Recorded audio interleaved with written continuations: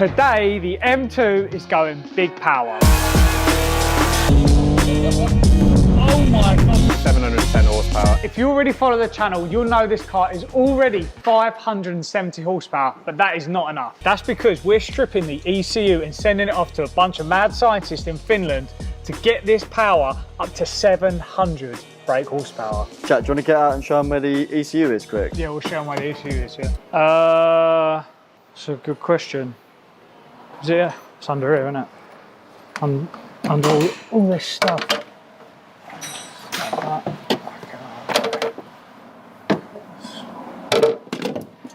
think it's under there, isn't it?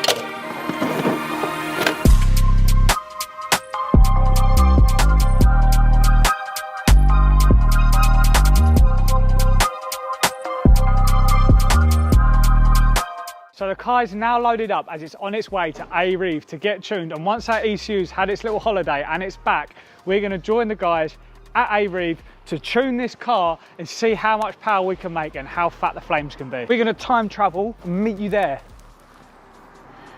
Was that? I don't know. You join us a week later. We are now down at A-Reef Performance because the ECU is back from its little holiday to Finland and the car has now been prepped and ready to be tuned. So today, Aaron's going to be putting the tune on the car and we're going to see how much power it makes on the dyno. We're going to see how much it makes stock. Then we're going to try and hopefully make some flames because that's something I've wanted since I was a little immature baby. He keeps saying he wants flames, but I don't know if we're going to get flames. We'll see. Because flames mean engines blow up. Yeah, they do. And I ain't got sort of engine blow up kind of money. Do you know what I mean? I'm a fake bod. And then number 3, we're just going to see max power, how much we can get out of the car. And this, I actually discussed in the office yesterday. This morning. This is the first time I've actually ever properly tuned a car. It's your first ever remap. I'm losing my tuned-ginity. Let's go. Let's do it. So my baby is here, it's ready to be tuned. Aaron, the main man here at A-Reef, you're going to be handling this. Do you mind just giving us a bit of background on these cars because they're not straightforward to tune, are they? No. So the MG1 ECU that's in the latest S58 engine is locked from factory by BMW. The only company currently in the world that can unlock them is Femto in Finland. So when we're tuning these, we basically send them away to Femto, but we've got a really quick turnaround on these now, literally 3 days from sending them away to getting them back. Christ, that is quick. I can't feel I can send off our parcels to Finland in that sort of time. You almost literally couldn't drive there. No, you couldn't. Or fly it yourself there and back. They now turn them around literally same day they receive them back for us. Yeah, that's mad. So the ECU's back from its holiday, as we said, and it's now ready to be tuned. So what's the process we're going to go through? So we'll stick the car on the dyno now, obviously on a stock tune, see how the car runs, get some logs out of it, and then progress and start to turn it up. Wicked. Let's do it.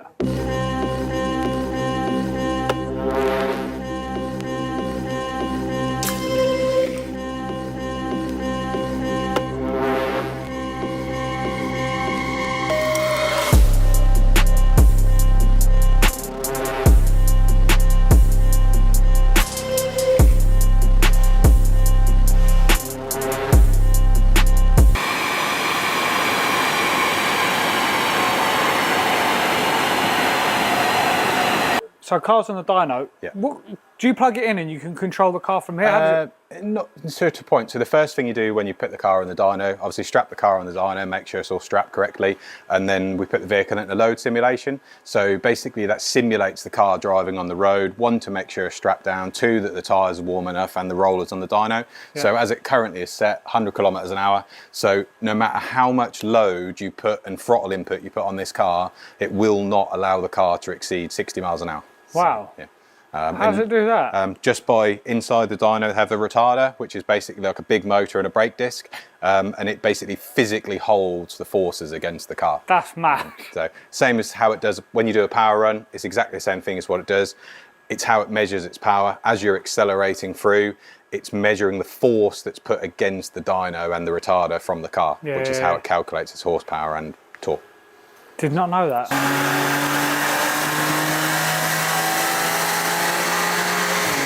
So we've just done a stock run on the car, just pure bolt-on hardware. This car's got full Miltech system and a Venturi intake, 490 horsepower, 572 Newton meters of torque. As I say, there is no tuning in that is just pure bolt-ons. So essentially a 20 horsepower gain over stock car.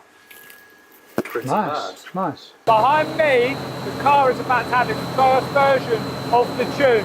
Let's see how much power it makes.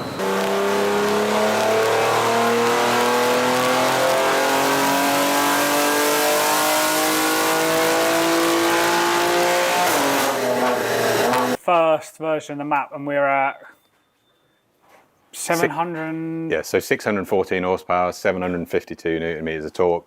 This is just a base we put into the car just to see more or less how the car responds. So many cars are different. You could put essentially the same map into 10 different cars and you'll get different response. Obviously, hardware plays a critical factor of that, but as does fuel quality as well. Right, okay. When you start to see ignition pull and sometimes a little bit of knock, that's generally just from fuel quality. Even if people go to the same fuel station again and again and again, 99 RON just have a real mixture of how good a quality it is. Really? So when tuning a car, obviously you have to be able to go around that and sometimes compensate for that. Right. That's why some cars can make 20, 30 horsepower difference literally between two cars. It's just purely on fuel quality. Wow, that's mad. And straight away you can also see here just the uptake in torque. Yeah, like power's gone up, but torque has just gone. Yeah, so we've gone from 580 newton meters of torque as a stock car to 752 newton meters That's now. just going to you know, even on the road now, this car would feel significantly different. Yeah. But you know, where that is roughly power-wise is generally where we see these with the tuning box with a mid-pipe as well. So should we lay this as like, because I was saying to you, I want to have like different maps basically. Yeah. Will we have this as like low so boost we map? can put this in as a low boost so that you can switch it all through the steering wheel controls as well. Okay. And then you can have a low boost and high boost. Nice. Are we going to send it now? Should we send it? Yeah, we'll go. We'll see where we'll go now. Let's get it. Let's do it.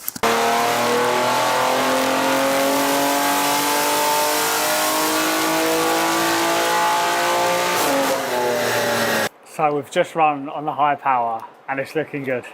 We're officially over 700 horsepower. So let's talk through it, Aaron. Give us an overview. So 710 horsepower, 866 newton meters of torque. We've also overlaid on the graph here the differences between the two. So you've got the main high boost map, 710 horsepower, the lesser map, which we put into map switching, all done through the steering wheel, 615. And then we've just for comparison overlaid it to the completely stock car, which is the thin dotted line you can see here. So you can see the massive difference between the car, both as a stock car, pretty much as you obviously you had the tuner box, but also the biggest difference being torque. We've gone from 580 newton meters to 866 newton meters of torque. So that's crazy. And so all the transmission and stuff would be fine with this sort of power? Yeah, this sort of power, the gearbox is absolutely fine. The only time these normally start to see real issues where people are using built transmissions for them is when you start knocking on the door of like 900 to 1,000 horsepower. Okay, fine. So, but in its current form, this car will take that all day long. And have we done anything to the transmission though? It's not just as we've just used XHP software in the gearbox, which obviously helps improve shifts. Also raises the torque limit because the stock gearbox software has a torque limiter in it. So we raise that as well, because if you don't, you won't be able to raise the power. Got you. So the car is now coming off the dyno as we need to see how it drives on the road. So I'll catch you in the car in a sec. So pre-warning, I am getting married next week, Aaron, so I don't fancy dying. Try not to.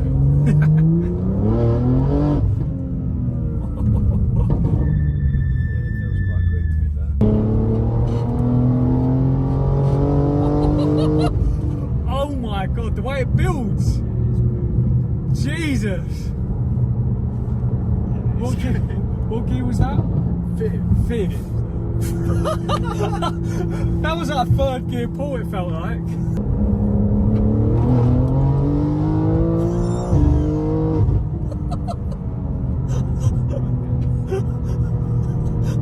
It's squirming like mad. One thing, don't give it beans until your tyres are warm. Yeah. So you're going to end up facing the way you just come from. Yeah, so definitely need to let the tyres get some temp.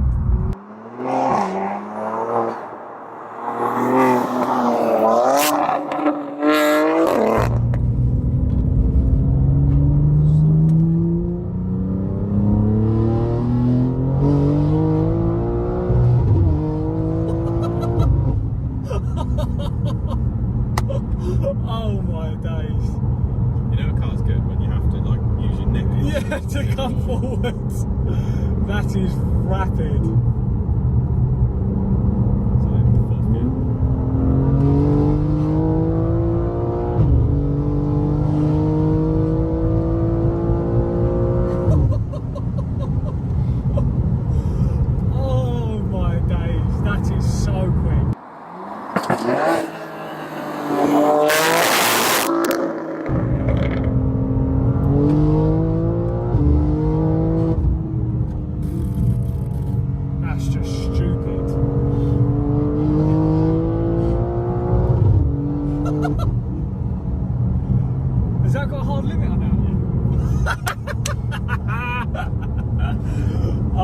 getting ripped.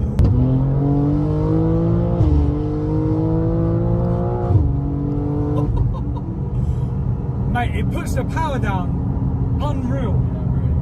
Doesn't it? Jesus. The traction light flashed twice. Once or twice, yeah, like literally. But when you bear in mind it's power, that's not bad, is it? That's incredible. Like I'm genuinely shocked. I thought we were going to get in this car, it'd be completely unusable, it'd just be stupid, but it'd be a laugh. Yeah. But it's actually, it can put its power down.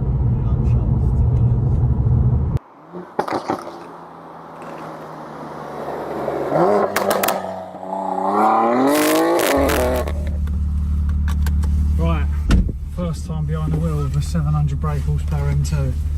So this is same power now, yeah, basically, as a McLaren 720S. Yeah. Torque and brake horsepower. Okay, let's not screw this up.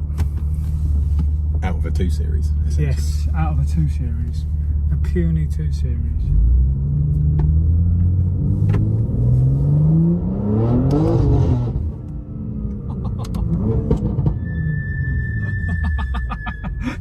Yeah, you can feel that extra power.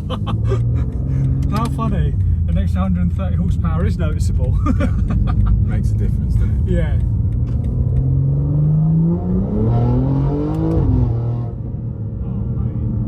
The thing is though, the chassis does still put the Yeah, down it quite does. well. It does, yeah.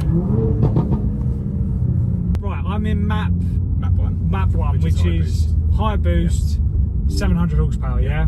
The full beans. Yeah.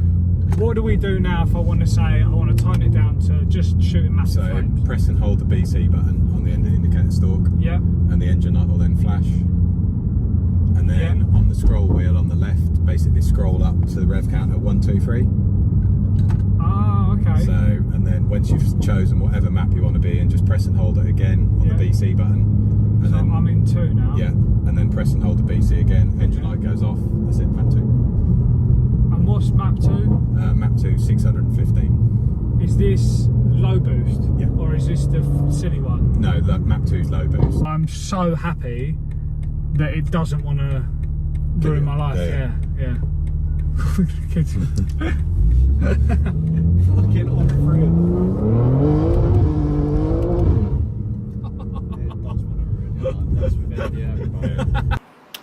Animal, absolute animal. I am over the moon with how this has turned out, to be honest with you. I've always been a bit shaky about tuning cars. As I said, this is the first time I've actually tuned a car, but this delivers. It genuinely drives exactly the same way it did before, but it's turned up to 12, not even 11. It's gone straight past 11, it's at 12 now. But yeah, well happy with it. Well happy with it. Nath, any comments? It feels quick. All right, yeah. That's a constructive bit of advice and addition. But that finishes off this video for today, guys. Super happy with how this car is driving now. We need to get it back out on track, so we will be doing another track day very soon. Hopefully before the year is out, we will see. But yeah. Hopefully you enjoyed this video. I want to say a massive thank you to the guys at A-Reef Performance. They've made all this happen. They fitted the Miltech downpipe for us. They did all of the tune. They've done an amazing job. And I really do recommend it. If you guys are looking to tune your car, I know they can do all of this stuff remotely as well. So yeah, well worth a look.